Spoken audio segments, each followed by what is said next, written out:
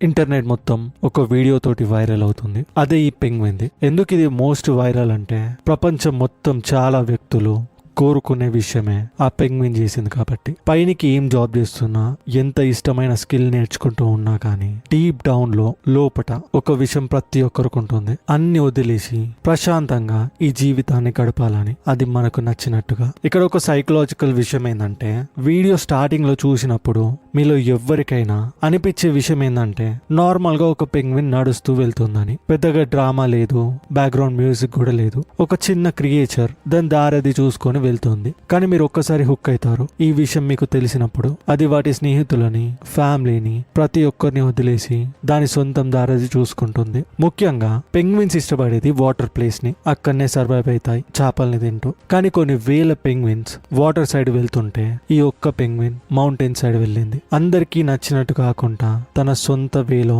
అది బ్రతకాలనుకుంది. దాని వల్లనే వీడియో చాలా వైరల్ గా వెళ్ళింది. ఇక్కడ మీరు అర్థం చేసుకోండి, మనుషులు అట్రాక్ట్ అయ్యేది ప్యాటర్న్స్ కి, అలానే జంతువులు కూడా ప్యాటర్న్స్ కి అట్రాక్ట్ అవుతాయి. కానీ ఈ పెంగ్విన్ దాన్ని బ్రోక్ చేసింది. సీ షోర్స్ దగ్గర బ్రతుకుతాయి. కోల్డ్ వాటర్స్ లో, ఐస్ లో చేపల్ని తినుకుంటూ. అది వాటి సర్వైవల్ జోన్. అవి కూడా గుంపులో ఉంటేనే బ్రతకగలుగుతాయి మనుషుల లాగానే. మనుషులు కూడా ancient civilization, Indus valley, Mesopotamia, Nile civilization ఇక్కడనే ఉన్నాయి. అంటే నదుల పక్కన, సరస్సుల పక్కనే మనుషులు జీవనాన్ని స్టార్ట్ చేశారు. మనుషులు ఎక్కడ పడితే అక్కడ ఉండలేరు. నీరు ఎక్కడ ఉంటుందో, రివర్స్ ఎక్కడ ఉంటాయో వాటి పక్కనే వాళ్ళ నివాసంని చేసుకునే వాళ్ళు. ఎందుకంటే వాటర్ అనేది లైఫ్ కాబట్టి. అదొక ఫుడ్, సేఫ్టీ, మనం ఎదగటానికి ఉంటుంది. సేమ్ మైండ్ సెట్ తోటి జంతువులు కూడా ఉంటాయి. పక్షులైనా, మ్యామల్స్ అయినా, మెరైన్ లైఫ్ అయినా ప్రతి ఒక్కటి ఎన్విరాన్మెంట్ సపోర్ట్ తోటే ఉంటాయి. అలానే పెంగ్విన్స్ కూడా సేమ్ అలాంటివే. ఓషన్ కోసమే డిజైన్ చేయబడ్డాయి. వాటి బాడీ, ఫెదర్, మూమెంట్ ప్రతిది కూడా సీకి మ్యాచ్ అయ్యేటట్టు ఉంటాయి. కానీ ఒక్క పెంగ్విన్ అవన్నిటిని వదిలేసి అన్నిటికంటే డిఫరెంట్ దారిలో వెళ్ళింది. దాని వల్లనే ప్రజలందరికీ ఒక క్యూరియాసిటీ పెరిగింది, ఎందుకు అని. చాలా మంది ఏమనుకున్నారు, అది మెంటల్లీ క్రాక్, అందుకనే దాని చావునది వెతుక్కుంటూ వెళ్ళిందని.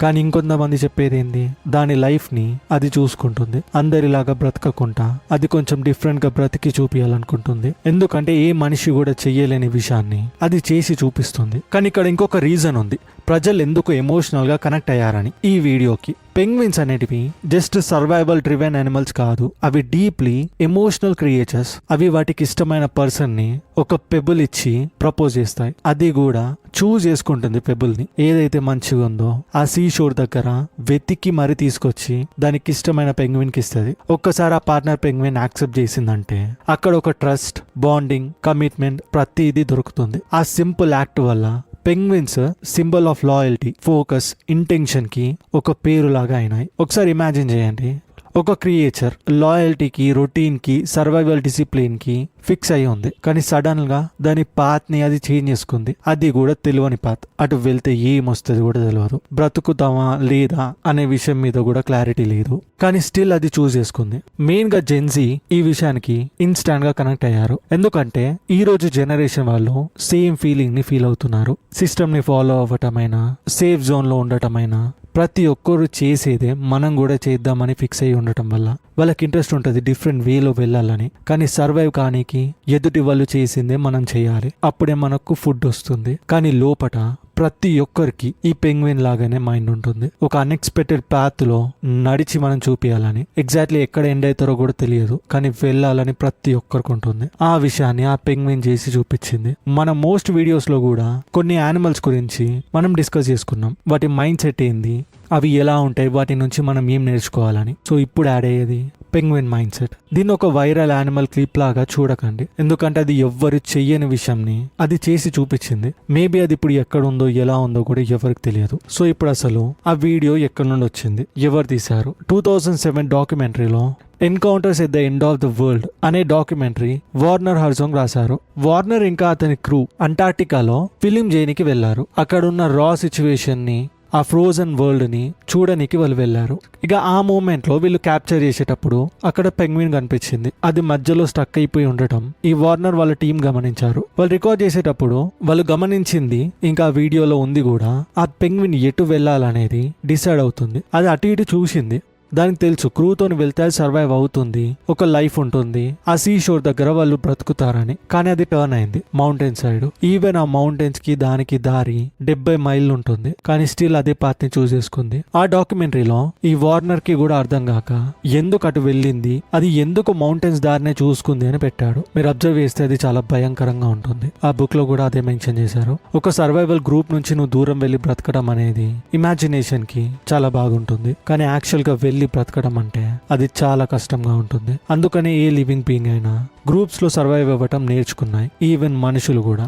కానీ ఆ పెంగ్విన్ అటు వెళ్ళడం ఎలోన్ గా అది ఒక భయంకరమైన సింబల్ లాగా ఆ బుక్ లో మెన్షన్ చేశారు. అంటే అది సర్వైవ్ కాదు, అది 100% తెలుసు, కానీ స్టిల్ అది చూస్ చేసుకుందంటే అది ఎందుకు ఎవరికి కూడా తెలియదు. ఈ క్లిప్ ఎక్స్పెషల్లీ వండర్ఫుల్ అవ్వటానికి రీజన్ ఏంది అని అందరు ఆలోచిస్తే ప్రతి ఒక్కరు మైండ్ లో వచ్చేది కూడా వై అనే వర్డ్. అసలు ఎందుకు అని, ఎందుకు అలా వెళ్ళిందని. కానీ ప్రతి ఒక్కరి మైండ్ లో ఒక్కొక్క విషయం రైజ్ అవుతూ ఉంటుంది. దాని వే అది చూసుకుందని కొందరు, అది మెంటల్లీ క్రాక్ అని ఇంకొందరు, గ్రూప్ నుంచి అబాన్ చేయబడ్డదని మరికొందరు. కానీ నిజం ఎవరి పర్స్పెక్టివ్ లో వాళ్ళకే ఉంటుంది. ఇప్పుడు సైకలాజికల్ టర్మ్ లో చూసుకుంటే కొన్ని మెయిన్ ఇంపార్టెంట్ పాయింట్స్ ఉన్నాయి. డైరెక్షనల్ క్లారిటీ అంటే ఇంటర్నల్ కంపాస్ ఒకటి ఉంటుంది. మన ఫోన్ లో ఒక కంపాస్ ఎలా ఉంటుందో అలా మన బాడీలో ఉంటుందని. ఈ పెంగ్విన్ నాయిస్ కి సరౌండింగ్ కి రియాక్ట్ అవ్వలేదు. సైకాలజీలో దీని ఇంటర్నల్ లోకస్ ఆఫ్ కంట్రోల్ అంటారు. మీనింగ్ ఏంటంటే ఒక మూమెంట్ మన లోపల నుంచి మనని గైడ్ చేస్తుంది. ప్రజలు చెప్పే ప్రెషర్ ని మనం పట్టించుకోము, మన లోపల మనకి ఏం నడుస్తుందో అదే చేయడం. Tolerance of uncertainty. పెంగ్విన్ నడిచింది ఒక విజిబిలిటీయే లేదు, అవుట్కమ్ ఏమొస్తుందనేది. అంటే ఆ దారిలో వెళ్ళిన తర్వాత అసలు ఏం జరుగుతుందనే విషయం కూడా దానికి తెలియదు. దీన్ని చూపించేది అన్సర్టనిటీ టాలరెన్స్. అంటే ఒక కీ ట్రేట్ మెంటల్లీ స్ట్రాంగ్ ఉన్న ఇండివిజువల్స్ కి ఇది అర్థమవుతుంది. ఇంకొక విషయం, మనకి గ్రోత్ ఎక్కడ తెలుస్తుందంటే ముందేం జరుగుతుందో అది తెలియనప్పుడే గ్రోత్ అనేది కనిపిస్తుంది. సిస్టమ్ ని ఫైట్ చేస్తూ ఆ జంతువు లేదు, అదొక డిఫరెంట్ డైరెక్షన్ ని చూస్ చేసుకుంది. సైకలాజికల్లీ దీన్ని క్వైట్ ఆంటోనమీ అంటారు. అంటే కోపంతో కాదు, నిశ్శబ్దాన్ని చూస్ చేసుకుందని. వాటికి తెలుసు ఆ ఫోకస్ ఎంత డేంజర్ గా ఉంటుందనేది. డిస్ట్రాక్షన్ లేకుండా, హెసిటేషన్ లేకుండా ఒక క్లియర్ గోల్ మాత్రమే వాటికి కనిపిస్తుంది. వాటి బిహేవియరే అలా ఉంది. అప్పుడు వాళ్ళ మైండ్ ప్రతి ఒక్క సర్వైవల్ స్కిల్ ని, అంటే గ్రూప్ తోటి ఉండనీకి అవన్నిటిని చంపేస్తుంది. మైండ్ అడాప్ట్ అవుతుంది, ఎలోన్ గానే మూవ్ అవ్వాలి. అక్కడ సీ కంఫర్టే, కానీ మౌంటైన్స్ అదొక తెలియని విషయం. కంఫర్ట్ కంటే ఎఫర్ట్ ని చూస్ చేసుకుంటే అదొక లాంగ్ టర్మ్ రివార్డ్. ఆ రివార్డ్ వస్తుందో రాదో కూడా తెలియదు, కానీ మైండ్ దాన్నే చూస్ చేసుకో అంటుంది.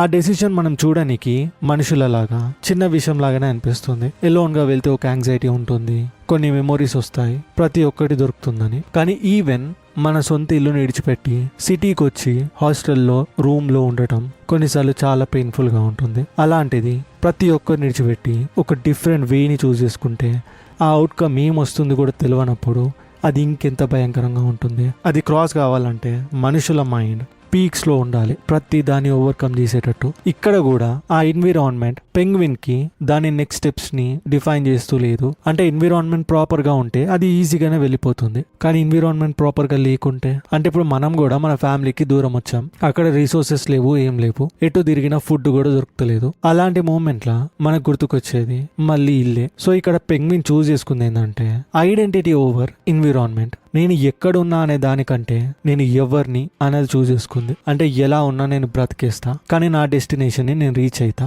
ఆ మౌంటైన్స్ మీదకి వెళ్ళటమైనా, ఆ దరిదాపుల్లో ఏముంది చూడటమైనా, దాన్ని సాలిట్యూడ్ స్ట్రెంత్ అంటారు. ఎలోన్ గా నడవటం, డిపెండెన్సీ లేకపోవడం, లోన్లీగా ఉన్నామని పక్కన పెట్టి నాకు నేనున్నా చూపించుకోవడం. ఎందుకు జెన్జీ కూడా దీనికి అట్రాక్ట్ అయ్యారంటే అదొక డిఫరెంట్ థీమ్ లాగా ఉంది. ప్రతి ఒక్కరు చూస్ చేసుకున్న వేని మనం కూడా చూస్ చేసుకుంటే అది డిఫరెంట్ పాత్ కాదు కదా, అందరికి ఉంటది. ఒకే పాత్ లో వెళ్ళాలి, అలా వెళ్తేనే మనకు సక్సెస్ వస్తుంది, ఇన్కమ్ వస్తుంది, ఫ్యామిలీని చూసుకుంటామని. డిఫరెంట్ దారిలో వెళ్తే అక్కడ ఏముంటుందో తెలియదు. ఒక్కసారి స్లిప్ అయి పడ్డామంటే మన ఫ్యామిలీ కూడా కొలాప్స్ అవుతుందని. అందుకనే ఆ విషయం మనుషులకి, ముఖ్యంగా జెన్జీకి చాలా ఫెమిలియర్ గా అయింది. ఇక్కడ కోర్ సైకలాజికల్ లెసన్ ఏంటంటే ప్రోగ్రెస్ ప్రతిసారి లాజికల్ గానే కనిపించదు. స్టేబుల్ గానే ఉంటే అదొక్కటే గ్రోత్ అని కూడా మనం ఎప్పుడు చెప్పలేము. ఒక డిఫరెంట్ పాత్ ని నువ్వు చూస్ చేసుకుంటున్నావు అంటే అదేమి రాంగ్ పాత్ కాదు. దాని అర్థం దాన్ని ఎవ్వరు కూడా ట్రై చేయలేరని. ఫెయిల్ అవ్వడానికి 100% ఛాన్సెస్ ఉన్నా పాస్ అవ్వడానికి కూడా 100% ఛాన్సెస్ ఉంటాయి. కానీ అలాంటి సిచ్యువేషన్ లో లైఫ్ నే బెట్ చేయాల్సి వస్తుంది. ఇప్పుడు ఈ ఒంటరి పెంగ్విన్ ని చూస్తుంటే ప్రతి ఒక్కరి మైండ్ లో ప్రతి ఒక్క విషయం నడుస్తుంటుంది. కొందరు దాన్ని చూసి నవ్వుకుంటారు, కొందరు షేర్ చేస్తారు, కొందరు పెంగ్విన్ కి పిచ్చి పట్టిందని అనుకుంటారు. కానీ మనం కొంచెం పాజ్ చేసి మూమెంట్ ఆపి దాన్ని అర్థం చేసుకుంటే ఇది ఒక క్వైట్ లెసన్ లాగా అనిపిస్తుంది. కొన్నిసార్లు ఒక దారి ప్రతి ఒక్కరికి రాంగ్ అనిపించినప్పుడు కానీ అదే ప్లేస్ కి నీ ఇన్స్టింక్ట్స్ నిన్ను గైడ్ చేస్తున్నాయంటే దాని అర్థమైంది. మనుషులు ఆఫ్టెన్ గా క్రౌడ్ నే ఫాలో అవుతారు.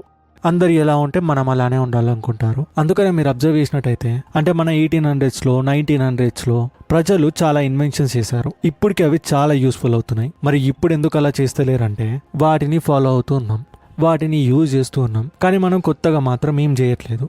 ఎందుకంటే ఒక భయం వల్ల మనం చేస్తే మనం ఫాలో అయితే మన లైఫే వేస్ట్ అవుతుంది. ఒక భయంతో అన్నోన్ పాత్స్ లోకి మనుషుల మైండ్ వెళ్ళనివ్వదు. గుంపులోనే ప్రతి ఒక్కరు ఏం చేస్తున్నారో మనం అది చేద్దాం, మనం అలానే ఏం చేసుకొని బ్రతుకుతాం అనుకుంటారు. అందుకనే ఎప్పుడైనా నీకు స్టక్ అయినట్టు ప్రెషర్ గా ఫీల్ అయినప్పుడు ఫ్లోకి అగెనిస్ట్ గా వెళ్ళనీకి ట్రై చేయి. ఈ పెంగ్విన్ గురించి గుర్తుపెట్టుకో. మేబీ అది పిచ్చిదారిలోనే వెళ్ళుండొచ్చు, అది మెంటల్ అయ్యే ఉండొచ్చు, కానీ అది ఎవ్వరు చూస్ చేసుకొని దారిని చూస్ చేసుకుంది. గెలుస్తుందా గెలవదా అనేది మ్యాటర్ పక్కన పెడితే అది డిసైడ్ అయింది. దాన్ని అది డిఫైన్ చేసుకుందని ప్రతి ఒక్కరికి కూడా అర్థమైంది. యూనిక్ దారిలో వెళ్ళటమే అతి పెద్ద అచీవ్మెంట్. అసలు నువ్వు దాన్ని అచీవ్ చేసినా చేయకున్నా ఆ వేలో నీ గుర్తులుంటాయి.